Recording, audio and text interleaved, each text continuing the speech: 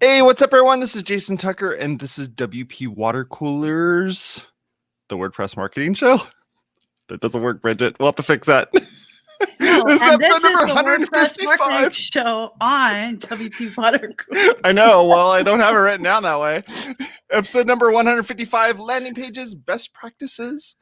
Let's see here. We have Jen Miller's going to be on the show today. Bridget's going to be on the show today. I'm on the show today. But before we get into introducing ourselves and all that fun stuff, I want to let you know that this episode of WP Watercooler is brought, or WP Watercooler, WP Blab, not WP Blab anymore. Oh my gosh, Bridget, my brain is on fire. Of the WordPress marketing show. These guys right here, ServerPress, are sponsoring us. Go check us out. Go check them out over at serverpress.com. They make local WordPress development easy. They've been sponsoring us for quite a few years now, and they've been doing some amazing stuff over at their company. They don't just build ServerPress. They also build another product called WP Site Sync. And if you never use WP Site Sync, you should. If you're not a developer, it's totally non-developer friendly. It's one of those things where you could install it and run it, and it will still let you be able to kind of send out all of your updates and all of your stuff. So I know a lot of products that are out there where it will look like it's a developer-only type product, and this is not one of those products that you have to be a developer to use. So feel free to go take a look at their stuff over at serverpress.com as well as WP Site Sync. I really enjoy it. I think it's a great product. I use it on a couple of my clients' instances and setups, and we're loving it. So go check them out over at serverpress.com. I know you're laughing at me because of the fact that I said non-developer, but it's true. It's one of those products that can be used regardless if you're a developer or not. And it sounds very developer-y, and it's not developer-y. It can be used by anyone. Peter Piper picked a peck of pickled peppers. Right. How many pickled peppers did Peter Piper pick? There's too many W's in WordPress. There are too many W's in WordPress. Exactly. So, Bridget, tell us about yourself.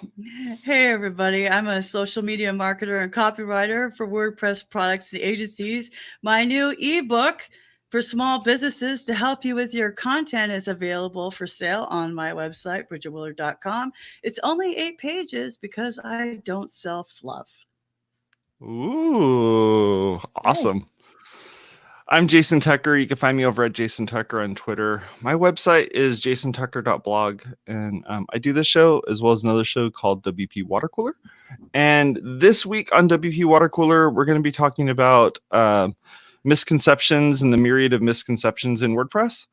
We thought we'd take it down to like the ultra basics and just like why you should use WordPress or maybe why you shouldn't use WordPress. And then it's misconceptions and things that, you know, people may be Googling and trying to figure out. So we thought we would just kind of break all of that and say, hey, just watch this episode. It'll explain to you whether or not you should be using WordPress. So that's over at WPwatercooler.com. Jen Miller, how you doing? I'm doing great. Thanks for having me on the show today. Folks, if you don't know Jen Miller is the person that we talk about quite a bit on the show here, where we call her Producer Jen. And the idea is that Jen, Bridget, and I, we pretty much stay in this little, Facebook Messenger chat room type thing, and we just bounce stuff off of each other all day long. And sometimes it's personal, sometimes it's professional. A lot of times it's about the show. And she's literally giving us ideas. So we gave her that title, not in quotes, but for real. She's like, you should have Michelle Kiefer on the show. Oh, good idea, Jen. I'll message her. Done. Yep. So that's Jen Miller. And Jen Miller, she used to be right around us. We'd all be at the same meetups. We'd all do the stuff. Then, she got smart and moved out of California, and I totally get it. So she's ahead of the curve again. Right. I'm now in Arizona, loving it here. Already active in the community. We actually did one of the only WordCamps that was physical in 2020. So pretty fun. Yeah, it was a cool time. And in California, I was known as Need Someone to Blog, right? That was my what everybody knew me as. And now that I'm in Arizona, I've restructured my company, and we're next door marketer because we do so much more than blogging.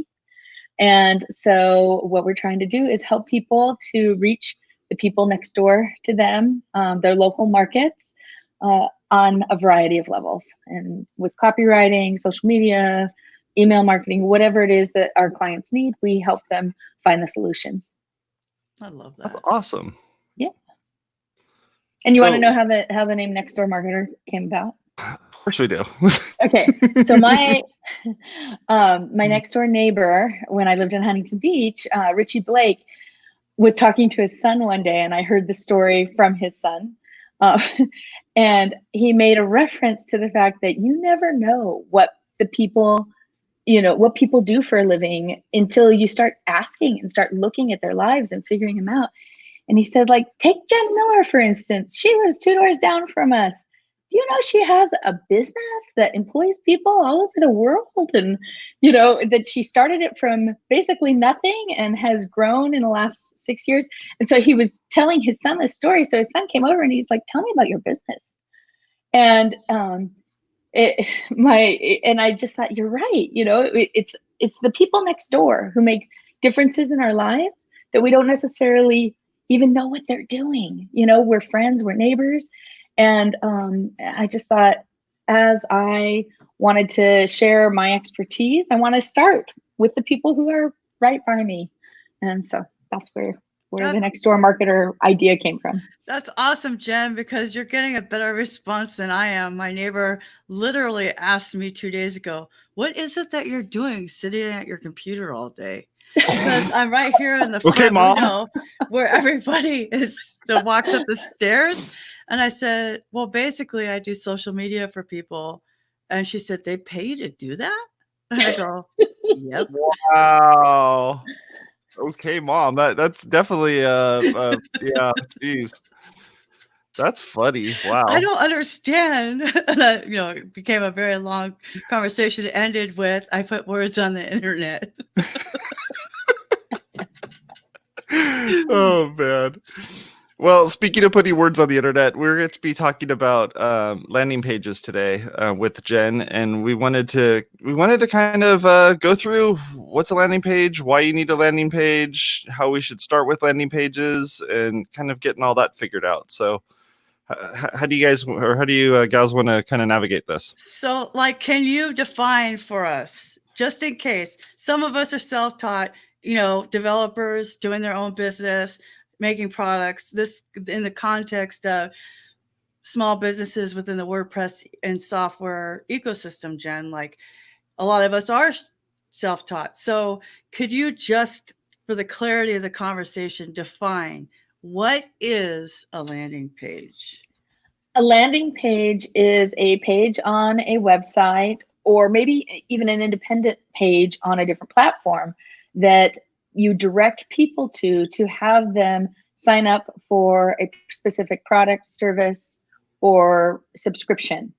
And a lot of times landing pages come through social media, either through advertising or through a specific post that's shared, or they come through an email campaign, or they come through television, radio, postcard.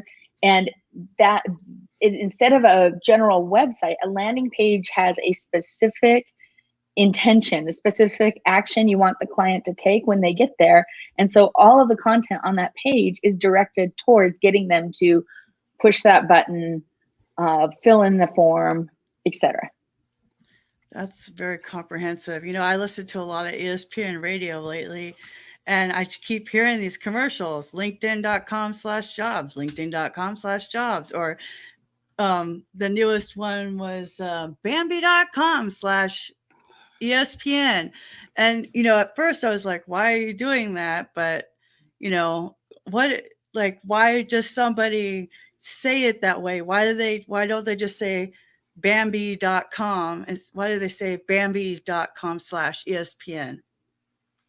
Part of the reason they're saying that is because they want to direct you to that specific page, so that for ESPN listeners, there is an offer that is completely geared towards them versus just landing on the normal Bambi page. Another way that some people handle it, especially like in real estate, which I do a lot of work in the real estate space, is we make single property landing pages. So we will use the address.com as the URL so that not only will it work in search engines, but it helps people remember which property it was that they saw. And that is something that I really recommend, especially if people are doing postcard campaigns, is that you just get the domain. You know, you can pick up a domain for very little money, and it definitely adds that more local feel to the landing page. It makes it feel like it is directed to that person when it speaks directly to them.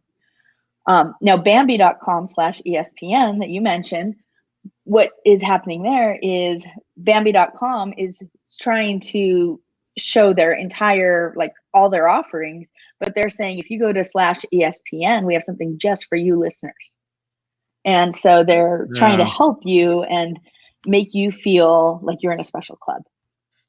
But on the backside of that, isn't it to prove whether or not the money they're wasting with the Disney Corporation was worth it? Yeah. Well, Right. That definitely can be tracked that way. They could probably sorry, track it I had to other make it ways as interesting. well. Yeah. Well, no, and that's true. But that's really not because they could do 123, /123, or they could do, like I said, a vanity URL and have that same result. But because they're doing /ESPN, they're trying to identify with that viewer. So right. More than, we never want to do something for a single reason, right? We want it to double count. So of course, on the back end, we want to see how many people are coming from that advertising that they're doing or that aren't coming from the advertising, depending. Did you go to the page, Bridget? Oh, of course I went to the page. And I was like, wow, I want to connect with this guy on LinkedIn. And he's in Venice. Wow, he's really handsome. Like, that's okay, so it worked on so many levels. Yeah, and then I thought, like, who needs... That's conversion right there. Who do I know that needs an HR service for $99 a month? WordPress products and services. So, of course, I sent them a tweet and I told them I know a really good podcast for them. Nice. They didn't respond. They didn't respond. Yes. Because, they don't have good people doing their social media. Because they should have at least said, oh, thanks, or DM us and then ignore me after that. But, you got to at least do the showing. But anyway, so like, I just thought that's what rolls off my head. And the thing is with like those postcard campaigns or a lot of times what people do for our podcast when we have sponsors is they give us a specific URL that's more like with UTM codes, right? Right. So we put that in the show notes, but the listeners aren't getting Kinsta.com/Jason Tucker, but you hear that all the time on radio shows, or on technical podcasts where they go, go to my page or click keyword bill handle or whatever, right? So making that landing page sounds like a really important part of a campaign that isn't just written, right, Jen? Yeah. Oh, definitely. It's an ongoing campaign. It's part of a campaign because typically if you do click that button, right, you fill out that form, then you're going to be put into more pieces of their funnel. So you're going to get directed content specific to that page that you signed up on. That's the whole point. I'll tell you how not to do it. I have so many anecdotes. Listen, you guys, I signed up for these free classes for Moz.com. You know how I love Moz. I started watching Whiteboard Fridays in 2015, like every Friday. I mean, do you know how sad I was when I found out Rand Fishkin was married? I'm just saying, like, super handsome. But listen, so smart because I'm a visual learner and an auditory, primarily auditory, right? So I go through this course. I'm like 15 minutes in. It wasn't even 24 hours later. I already got an email from Moz asking for me to sign up for Moz Pro. I'm like, that's too much Wow. too soon. Yeah. Right. So can you talk a little bit about the timing of how you follow up with people who go to your landing page, Jen? Well, it's an individual business decision, right? There are proponents of the email everyday system. And they will say you need to be giving an offer every day and sending out another, basically a landing page in email, right? Where it's long form content that has multiple places to click to continue to boost up the offering. Then there are other people who would tell you to do nurture campaigns where when someone signs up, you move in softly, and every 3 to 5 days you send an email and you try to build rapport so that that person trusts you. Obviously, with the Moz campaign that you were talking about, that violated your trust. That's you know, a lot of people will instantly unsubscribe when they're hit too heavy in the beginning. I just signed up for a service and I love the service, but they email me selling a different service and telling me I have until midnight, you know, every single day. And it's made me want to cancel the initial service that I'm paying for because I don't want to be on their list.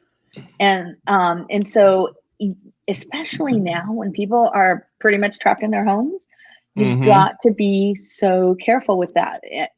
It's a different, I think it was a different world 6 months ago, where we had so many things distracting us. And so if someone sent an email, you'd be like, oh, well, they're on their marketing game, you know, and you may not respond to it. But then when you got the next one a couple days later, you'd be like, oh, I should look at this. I forgot about it. Whereas now it seems so invasive because we're in our homes and then suddenly we're getting targeted like no one's business, you know, and multiple times a day even, or every day. It's just too much. And especially when it's salesy, because there should be a little bit of room for different people's financial situations to be questioned, and for companies even to evaluate that not everybody's going to be spending right now. I was just talking to a real estate agent yesterday, and normally I am all about the first click. You know, if someone searches on your website, we want that site to convert. So let's go ahead and have them sign up, ask them to register right away. And I told him, I said, right now you have people who are stuck in their homes who are looking at properties and it's fun for them. So let's make it fun. Let's take away registration. And in 3 months, you can put it back on. But right now, let's just build that rapport with the client. You know, and so that's the thing. Context. Businesses can change how they're doing it on the fly. A lot of us are very agile and can do that, and need to be receptive and think about it. And if you're a business and you haven't thought about how you're going to change your marketing for COVID, you really should spend at least an hour on it, you know, and consider, is what I'm doing still appropriate? Because we don't know how long this is going to last. But there's pretty good indication it's going to be at least a couple more months, and we may have a return cycle. And if that's the case, then we need to be preparing our marketing because that's what people are seeing. And so it's super important because it's all they're seeing of us right now. Seriously, I know I'm going to let Jason ask a question, but just as an aside, yesterday I saw an ad on Facebook for a dating app. Cognitive dissonance, anyone? Well, actually, so it's funny because you've been on Match.com, I think you told me in the past. Somebody liked that one. I love it. So there's a group called Meet that's actually doing like Zoom calls for dating, like speed dating or something, I guess. And I was thinking about it and just thinking, you know, I guess that could make a lot of sense right now, you know, because you're trapped at home. But anything that's going to try to get people to meet in social arrangements, like you're talking about that, you know, with a dating ad from 2 months ago, isn't going to work right now. So what about the copy on that that landing page? Does that copy need to reflect the same or the same part of the story that you're telling in the email that's being sent to go to this landing page? or can it be reused over and over again? I mean, I've seen people where they I'll log into somebody's WordPress site because I'm working on their website, and I'll go and I'll look in their pages, and I just see one landing page after another, and every single one of them is different. Like every single landing page is different, and they're all coming in from different places, and they're all almost none of them are ever reused. Are they spending like too much time and energy like building out those landing pages for that? Or should they be reusing some of those landing pages just more of a cost, savings matter? Like, so I think that they can reuse the setup when they found a landing page that works, right? So the actual layout, so you're not having to, you'll have different images, you'll have different headlines. You want something that's completely targeted to the audience that you're trying to reach. So you're going to change the actual content on the page. But that gravity form that you set up once, you can duplicate and change as needed to match the colors or images on the page. But the copy, yeah, that should definitely be different. And the email campaigns really should be tailored to that particular industry. So let's say you're reaching out to accountants for a website build. Okay, you're trying to get people in. You want to have a email campaign that follows that landing page that is speaking to them. Now, you can take that same email campaign and that same landing page and switch it over to mechanics and just make a few changes in the content and have something very similar. One of the things that you said, though, was interesting to me, and that's that you're on websites and you go from landing page to landing page to landing page. So you shouldn't be able to do that. Like a landing page should not be in their main navigation. Right, you can do anything. Jason. Yeah. We know that. I go into pages or they have a landing page plugin that's running that kind of separates them out. And you look and you're just like, wow, there's 100 landing pages in here. For someone who's not a marketer by trade, but rather by needing to experience. Yeah. When you get to kind of like look behind the curtain and see what's going on there, you start seeing that there's just like no joke, like people are running hundreds of these landing pages for all different things. And it could be for people like blue houses versus people like red houses, that some people like this neighborhood versus that neighborhood, or like you said, if they're a mechanic or if they're a doctor or if they're a lawyer. And so you can kind of build all those out. Is there any tools out there that can help someone with those landing pages so they're not having to build an entirely new landing page, but rather have a little bit of dynamics to it? Well, what I typically suggest people do is find one that they like. So if you've seen a landing page and you can sort of grab some ideas from it, sort of model it, create your own, you don't want to ever copy something directly, but there are concepts and ideas that are universal to landing pages. A great headline that engages and brings in readers. Definitely want to have that. You definitely want some images on there, maybe a video. What I've seen, and I think the studies show this too, if I just can't spout one off for you right now, but is that if you put a video on the page, not an autoplay, one that they have to actually click, it keeps people on the page longer because they're watching the video, right? So your page view, your time on site is going to be better because of that, even if it's just a landing page that they're going to. So that's something that is really good because it's explanatory. So when you're talking about these different landing pages with different offerings, you pop in the video for that particular offering. The other thing is that you want to tell a story. Like that's what people get into. So whether it's through testimonials or through how the business or product was created or how it changed somebody's life, those are the kinds of things you want to have on that landing page to make it unique. And then what you do is build on that from there. And so after they've signed up, maybe they get the product just from that one sign up. Maybe it's a buy now and they buy it. And then whatever the product is, the product continues to help them sell your brand, right? But if if you're trying to use the landing page to get a subscriber on your website, then you've got to follow up with content that is in line with what you were talking about on the page, or it doesn't matter. You can start to branch into other things, but that's why you need to have a unique landing page. It's cool. Wow. Bridget, I feel like I cut you off when I asked the question. No, you didn't. No, I just thought I need some videos on my landing pages. Absolutely. Yeah. So why have I never done that? You should. You know what, Bridget? I love having you on the show. You should get into doing video online and live stream right? it, and then take copies of those, chop it up, and then put it onto the website. Oh my gosh! I know the perfect person that we can make this happen with. It's gonna be awesome. But the thing is, like, I do video. That's why it's so like I could have had a V8. And that's, I mean, this is why you hire professionals, because even our own companies, we're too close, we're too close. We forget things. And that's why it's important to talk to other people, and to think, maybe you build it this way because it but now is it serving your purposes now? Is your audience, is that really who your audience is, or who you want your audience to be?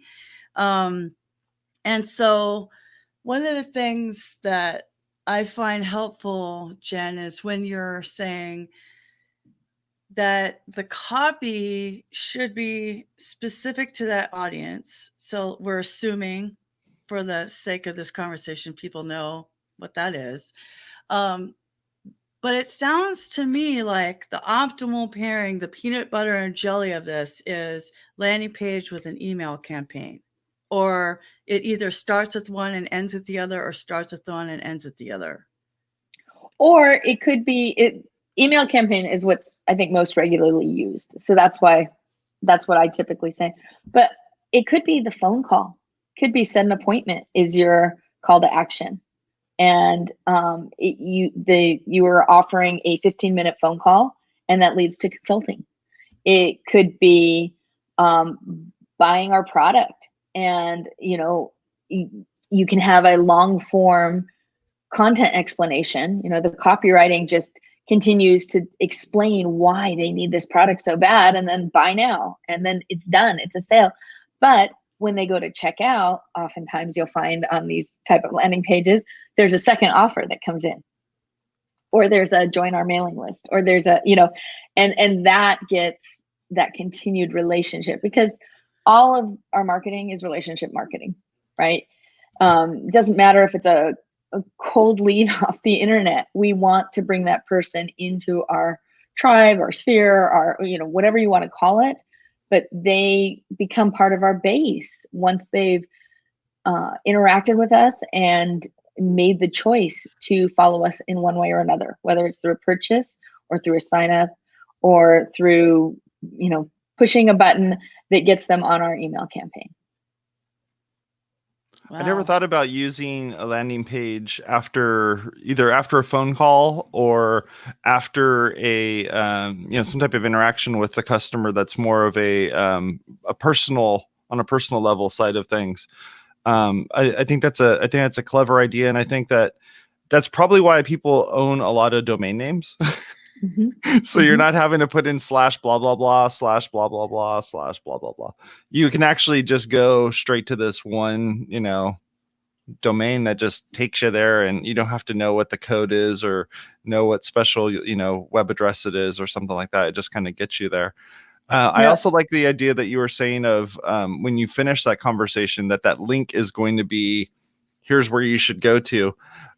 That kind of gets us back to like the email, the email side of things, because you're not going to be like, hey, Jen, it was really great talking to you. Make sure you go over to thinkjason.com to thank me for that phone call I just did. Right. So how are you seeing people use that when they're doing either a phone call type of conversation, or if they're just in person? Like, how are you getting them to one of those pages that hopefully will kind of get them to the next step? Well, so as you're talking with them, you lead them to it. So you might on the phone call actually say, oh, you know what, there's a bunch of resources on askjenmiller.com/resource, you know? Right. And then that way you wait until they get to it. Once they say they're on the page, then you're like, I just wanted to share this with you. Go ahead and, you know, click on any of those things. You can learn more about that specific service. That type of a thing is how you could handle that. Another thing that I've been seeing, and it's a little different than what you were talking about, Jason, but is, and it totally intrigues me. Okay. So people will record the video call, right? And then they'll email it to the client as a reminder of what they discussed. Huh. And they might even timestamp it at 6:08. We discussed such and such. And don't forget your email campaign. We discussed that at 12:13. You know, and have like little prompts so that people will fast forward through the video. Super resourceful, and it's something that helps the client find exactly what it was if they can't remember what you guys had talked about on the conversation. But it's also good for you as the consultant. Like, this is in a consultant space, right? But for you to be able to refer to what did we talk about, and to kind of build your client database of notes. Cool. So, and well, I'm guessing there's also another level where you could share that video with someone else and say, look, I talked to this person, you know, and about this topic. And then that builds your credibility, because the second person you're sending it to sees that you're talking to someone else about the same topic, not just them. It's kind of like cool. Where someone refers you for, you know, when someone says something good about you to someone else, that's way more powerful than them just telling you that you did something good, right? Oh, you mean the client sends that? Oh, because I was like going to be like, I have like a lawyer confidentiality thing with my client. I don't send those. I wouldn't send that recording to some other potential client. Okay, like, just for clarity's sake, the end user, the person who paid for the consulting, sent it to somebody else. Right. Not you, that's what I meant. The consultant. No, it was me. It was all me. I just wanted to make sure. Well, in case anyone else thought that's what I was saying. Yeah, no. Because of the horror that was on my face, like, what? No way. Can I tell you too about a landing page that I like? Yeah. So I want to tell you a little bit about WP&UP.com. Go over to their website over at WPandUP.com. They support and promote positive well-being and mental health within the WordPress community and the wider remote working communities. Go check them out over at WPandUP.com. Bridget, you're part of WP&UP. Can you tell us a little something real fast?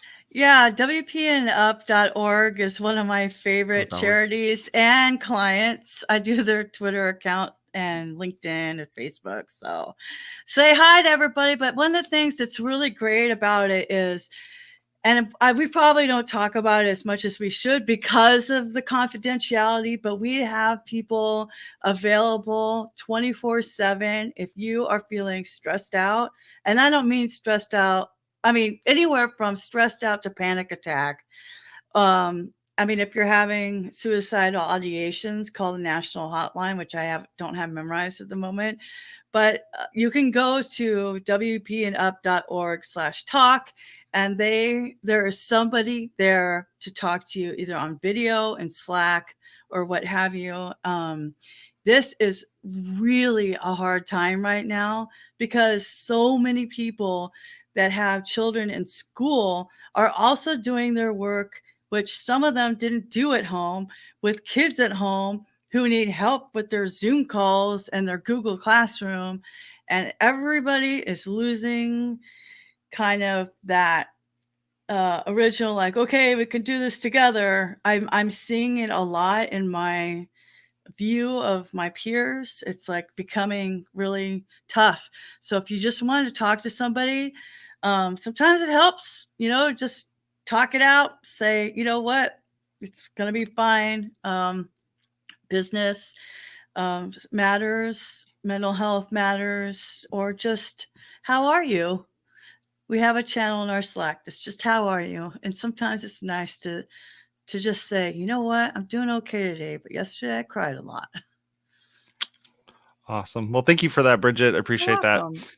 I can definitely do the ad read, but man, you're the one that brings the emotion into it. So I appreciate that. Wow, close to my heart. Close Exactly. to my heart. Yeah, I mean, so building a client database with better notes. I mean, I'm thinking logistics. That might be a good thing for an intern or something, or AI assistant or rev.com. But so wow. I just feel like my mind is blown every time my mind is blown. Okay, so like essentially we have landing pages on Instagram. That's when I started using tap.bio instead of, people use Linktree, and I was all like, don't use Linktree. They should all know it's bridgetwiller.com, bridgetwiller.com, bridgetwiller.com. But when you're on Instagram, that experience, if you're changing a lot, that whole link in bio, link in bio, link in bio, link in bio, it's annoying. But I'll tell you what changed my mind, Jen, is I was going through Apartment Therapy, which is one of my favorite decorating blogs, and their Instagram account's great. So you see a room you like, and it says link in bio, and I'm like, oh yeah, how are you going to show that? I saw that you had one yesterday, and Instagram isn't in the words Dynamic? chronological anymore, Oh, so sure. you might see something from 2 days ago. So when it Right. was chronological, it's link in bio, but you're seeing something from 2 days ago, you're like, oh yeah, that's already gone. So I went to Apartment Therapy. I don't know what service they're using, but maybe they built something like you did, Jason. It showed the picture, and you clicked on the picture, and then it took you to that blog post. Interesting. So the experience as I'm scrolling, on Instagram was seamless. So I went from that, and then it allowed me to open it in my browser or whatever. But like, there are moments where these landing pages are being opened on mobile. Do you have any specific advice for that, Jen? Like the mobile experience for me the other day, like I opened something and the whole bottom 25% was the GDPR. Yes, take my cookies, just get off my screen. Well, actually, I just went to the WP&UP.org site as Jason was talking about it and you started talking about it. And they have that cookie privacy policy thing right there. And it took up half the screen and it's black with white text. And I was like, ugh. Okay. Personally, that just like it takes over the whole site because it's so, it demands your attention almost. And so that might be a change I would make. But what you need to do is look at your site as a mobile user on multiple devices. Okay. First of all, if you're the person who's designing it, then of course you need to do that. But as the client, I find so many people come to me later who need a brand new website because they never even bothered to check what it looked like responsively, and their site doesn't work. Because now I think society's changed a little bit and we're always thinking mobile friendly. We check things on our websites before we check them on our desktop most of the time. And so that it has changed the way that people look at web design. But when you are designing for mobile, you have to be completely clear. And you may, you want to make sure that everything's centered. Have you ever been on a mobile site where like everything goes back and forth and you can't, it's just not flush with the margins of the phone or the device that you're trying to use? And that's so frustrating. Or there's a functionality on it that doesn't work. And so as the end user, the person who has bought this product and has wanted somebody to design your web page, or if you're doing it yourself, you need to make sure it works. That is, I think, first and foremost. And I personally like it when there's some text at the top and then there's the button where the button's not just glaring right off the top where it's like, here, buy me now, where they introduce you a little. But a video could work for that same kind of intro. and then just a tiny bit of text. You just want to make sure that you've got a headline that really grabs attention, because that's how people are going to start scrolling down the page. And so if you've made assurances that everything looks good and your headline is something that's interesting or that's helping someone, or that's an answer to a how-to question, something like that, or provoking, then you're going to get people who are going to at least travel down the page and see if it has merit beyond that. Yeah, my biggest pet peeve is when someone doesn't test those landing or any type of page that's on a mobile, and they find that, or you find that they put something that's like a map or something that allows you to scroll in multiple places, and you can't get past it because it's The stuck map. there, and it's like the call to action literally is like 5 pixels down below it, and you can't move your finger across it because. So like there's things like that where like it's a user experience issue that you definitely need to go through and test. And there's other ways of doing that. Like put a link that opens up a Google map or something like that. Like there's better ways to do this. And Or just the address, because most of our phones will say, do you want to open this in Apple Maps? Stop thinking for us. Yeah. The phone does that. Yeah, they try to put the kitchen sink on one of those pages, and you're just like, what are you doing? Like, stop. Or it's 4-point font, and I wish I was exaggerating. If I can't read it with my reading glasses on my phone that's 3 inches wide, pick a finger. I got 10 to choose from. I got a 20% chance of getting it right. I'm just saying, like, I bounce, which makes, I know we only have like 4 minutes left of the main part, but I want to talk about landing pages affecting your bounce rate, Jen, because the landing page is supposed to be the beginning and the end of the journey. And there's some kind of like call to action that they do. They click, they fill out a form, whatever. So when you look at the context of your analytics and you see a bounce rate that's growing, what do you got to say about bounce rates and landing pages? You think more about your conversion rate, your overall conversion rate, okay? And if the reason why they're bouncing is because they signed up for the product, that's a win. Right. Okay. And that's also why you need to continue to follow up with them so that they come back to your site, so that they enhance your bounce rate because they're reading your blog posts, they're watching your videos. And that's another reason why you might want to put a video on your landing pages, is because as people engage with that will improve that bounce rate. The other thing is that's why a lot of landing pages are long form content. And when I say long form, I'm not talking 1,000 words. I'm talking 2,400 to 4,800. It's like a little mini book that just continues and continues and continues.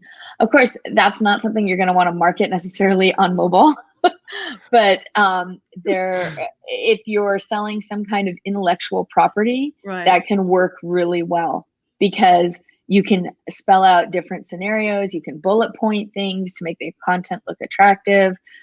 You can share testimonials. You can have 3 or 4 different, they're all leading to the same thing, but different buttons on the page, so that if you're still reading this, then, and you see it all the time, right? So those are the things that I think people need to think about with those landing pages. And if you're specifically trying to hit a mobile audience, if you're doing an ad on Facebook, you may not want to use that long form page. But if you're doing it through an email campaign where somebody is trying to learn something from you, that might be a more appropriate use for that. And the putting a video on a landing page just works. And so it's something that I recommend doing, regardless of. And it's super simple to do too, because and what would your ideal length of video be on a landing page? Like what should somebody be shooting for? What should Bridget be shooting for, Jen? If it's a mobile, if you're looking for mobile users, I would definitely keep it under a minute. That's just my personal preference. I cannot handle videos longer than that. I also, if it's a longer video, I want to see the transcription on that same page. So even if it's a landing form or a landing page, I want to see it broken down, at least the bullet points of what's in that video, because I don't want to spend my time watching the video. And it better be an interesting video if you're going to put it on there. You don't want to just do something that's not really worth someone's time to watch. But that's the reason why I had mentioned those little links, or, you know, the timestamps, telling people where they can find specific information, because I think that that is something that can be really valuable to people who are like me anyway, who would rather just know, where do I get the points I'm after? Exactly. Mm-hmm. Yeah. Well, now we're at the tool or tip of the week segment of the WordPress marketing show. This week's tool or tip is brought to you by Fat Dog Creatives. If you're a service-based business serious about growth, Rhonda Nygaard is your rebranding and web design thinker, a strategic design specialist. Check out her website at fatdogcreatives.com, fatdogcreatives.com. Okay, you will be proud of me. I actually thought to myself last night, I want to find a cool app. Okay, so I decided to look at the app of the day. I saw somebody tweet out the app of the day. It was one of my friends, Val, Vesta, I mean, and I was like, oh, app of the day. So I'm like, oh, I'll go look and find something cool and impress Jason Tucker. and it was like this thing to color, and I was like, I'm not paying.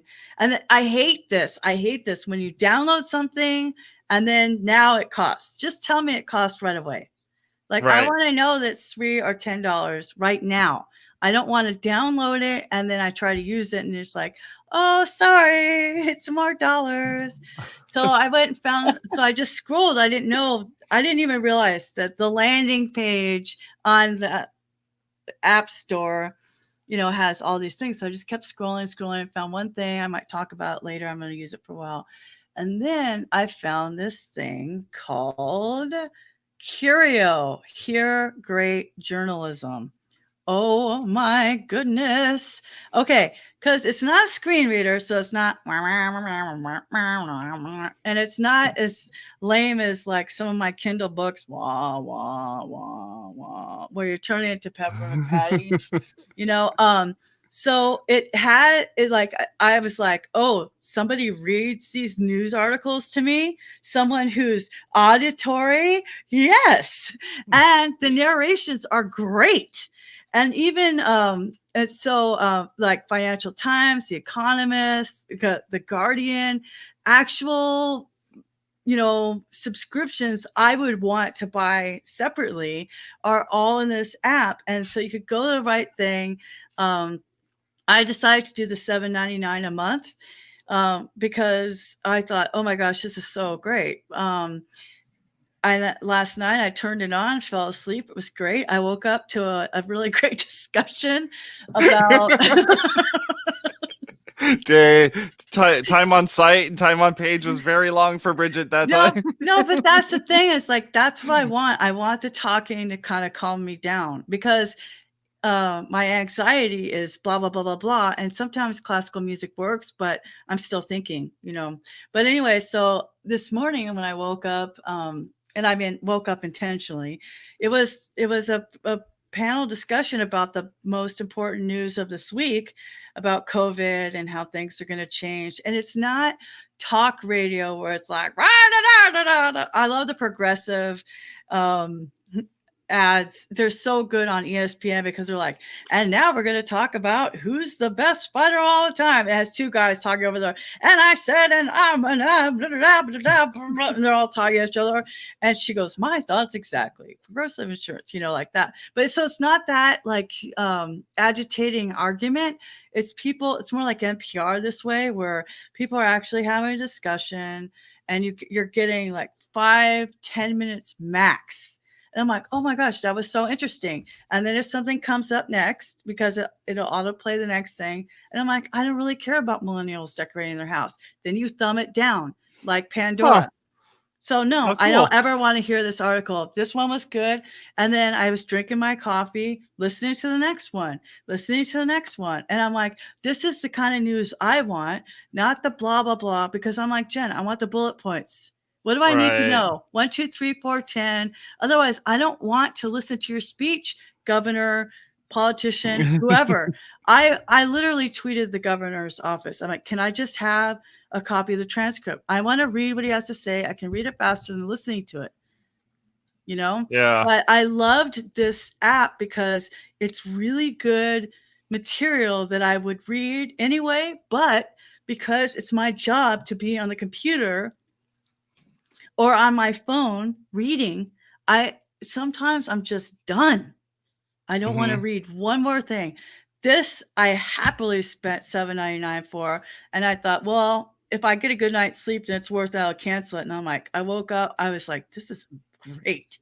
This is so good. I'm going to listen to this at lunch instead of the Will Kane show. Well, maybe not. I like the Will Kane show, but like in the afternoons, I'll just take my break and listen to some articles that I would normally read anyway. Right.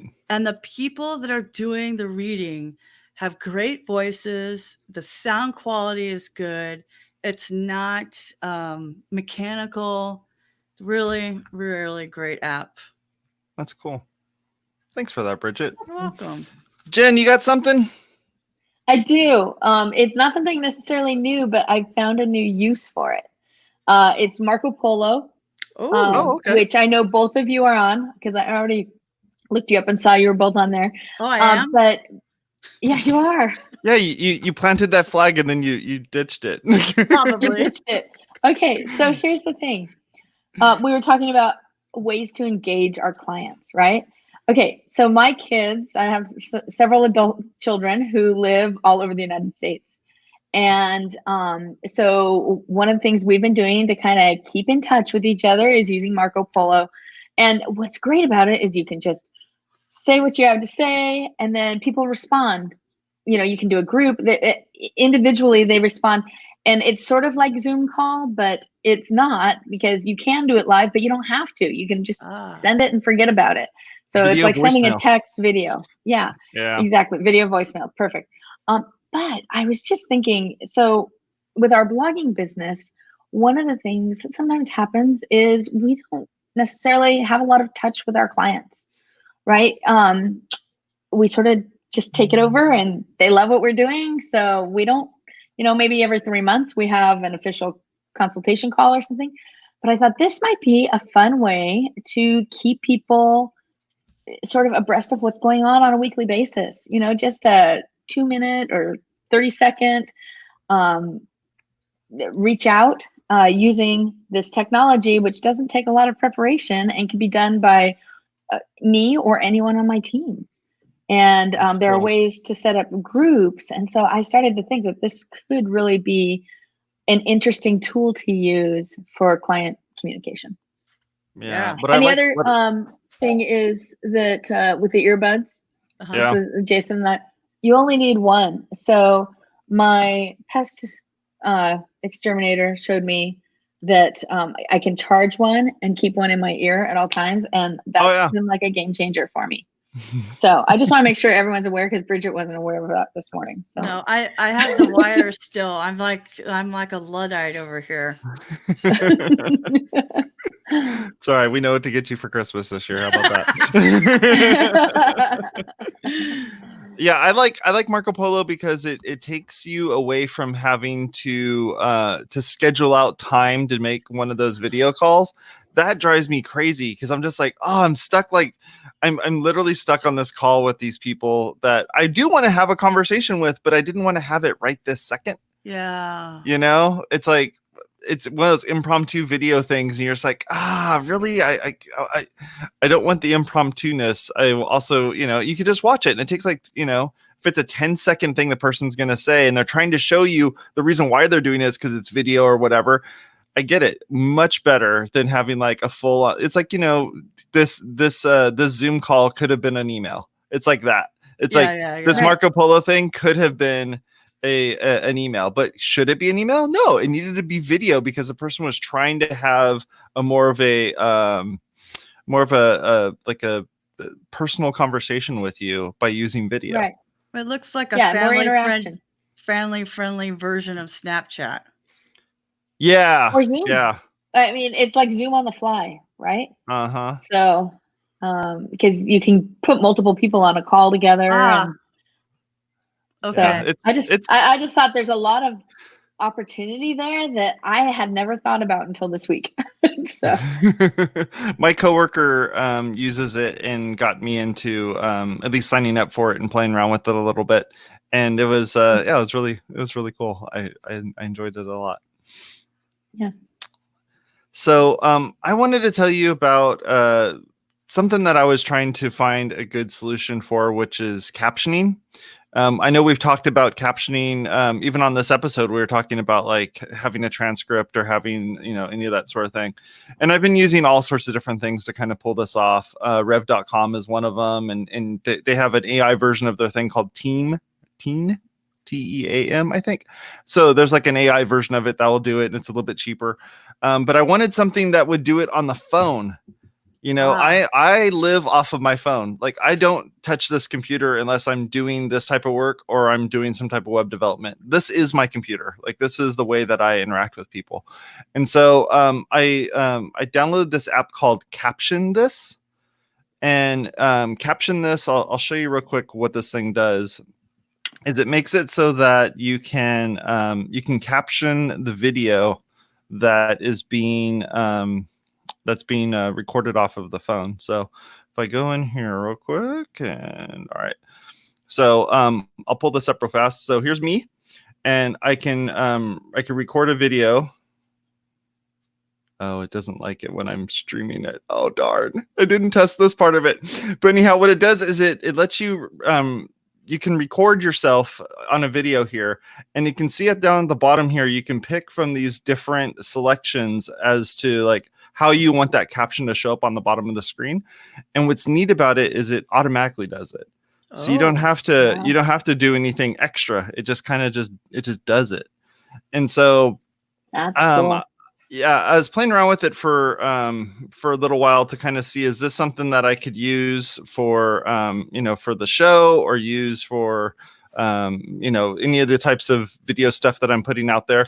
Can Bridget use it? Because she's been having to jump through some hoops using something like Headliner or any of those sorts of things. And so I wanted to kind of show you this real fast. So if you go over to the, on the App Store, I believe this is only iPhone and iPad, if I remember correctly. But what you can do is it'll add the closed captioning for you. You record the video or import it from a video. So what I did is I took one of the videos from our episode and put it in this, and then told it to caption it, and it would caption just a section of the video that I uploaded. And then after that, you can pick the style of the caption, what the colors of it is, and then you can see right here where it kind of shows you the way that the caption is going to look. So you can kind of customize all those things. And then after that, that's it. You're able to take that video and upload it to wherever you want to go. So you can pick your own brand colors. Yeah. You can pick your own brand colors for the lower third and all that sort of thing. And this is really good for if you're doing something like Instagram, like an Instagram story, and you wanted to have, if you're talking a whole lot, and people aren't going to take the time to sit there and listen to it, but you can see the text. And especially if you start off with kind of a sentence that's going to ask them to it's like, hey, entice them to actually listen. That might be something to kind of look at if this is, what you're trying to do is, get them to actually watch the video and listen to the video. But it supports all different languages and different colors and different font styles and all that fun stuff. So go take a look at it. I've been emailing with the guy who wrote it, and because there were some issues that I was having with video and importing video that I recorded elsewhere, and he's kind of working through those things right now. But yeah, really nice stuff. I really enjoyed it. A lot of the people that are leaving reviews about it are trying to do what I was doing, which is take a video I recorded someplace else and try to upload it. But if you record the video on your phone and then try to caption it or use their built-in thing to do it, it'll work really well. So try to stay within the lanes of the software's limitations. But use it for what it's intended for. Yeah, see, I wasn't using it for what it was intended for, so it really broke it. So But yeah, they right now they have pretty low reviews. It's like 1.7 out of 5, and that's just because people are trying to do all this extra stuff with it, and it's like, dude, like fix that, and then everything will be just fine. But yeah, go take a look at it. It's $2.99 in the App Store to download it and use it. But I've actually been using it, and I've been putting content out using it, and I really like it. So that's it. Folks, it's that time. Jen Miller, I really appreciate you coming on the show and hanging out with us. It's been a pleasure and honor as always, and we want you to come back. So feel free to definitely come back. Tell us, say, I want that one. Don't give that to so and so. I want to be able to be on the show and talk about it. All right. So feel free to do that. Bridget, as always, been a pleasure. I want to let you know about our network and the things that we do over there. You can go over to WPwatercooler.com/subscribe, where you can learn how to subscribe to this and all the other content that we put out there. Check us out as a podcast. You can go over to Apple Podcasts, Google Podcasts, Stitcher, YouTube, where all the good podcasts are found. That's where we're found because we're a good podcast. So thank you very much. Talk to y'all later. You have a good one. Bye. Bye. Bye.